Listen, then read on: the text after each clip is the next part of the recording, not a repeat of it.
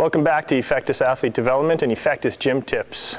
Adrian here, and what we're talking about today is some common errors you see in box jumping. Everybody's done a box jump as a basic conditioning exercise or as a plyometric exercise. And there's a lot of errors basically in the landing that you're going to see that are either doing a lot of damage to your knees or just putting you at risk. For those of you who have done enough box jumps, everybody misses one at some point. And if you miss, we know who you are. You've got that scar on your shin from missing and scraping that leg. So let's prevent that by just taking a look at a few errors that people make.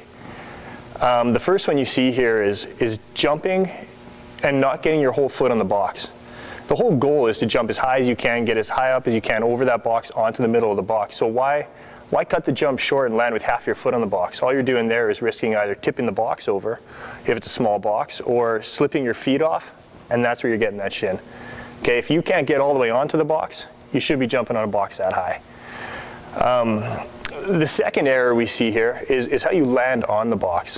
When you land, you want to land in a medium squat position with your legs contracted, nice and balanced, feet wide. You don't want to land and be collapsing onto those knees. The tissues and the structure of your knee aren't developed to support you in a deep knee bend.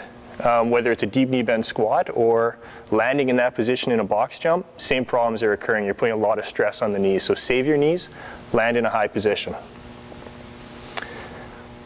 Let's take a look at what a good box jump looks like. Okay, right here you find squatting nice and low, jumping as high as you can, getting your whole feet onto that box. The further onto the box, the better. Play it safe.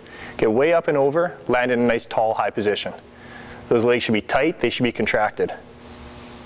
The other thing you'll notice here, if you really want to protect yourself and do things properly, set up a smaller box beside it or a bench beside it or something you can step down. Simply stepping back off the box puts you right back in that deep knee bend position.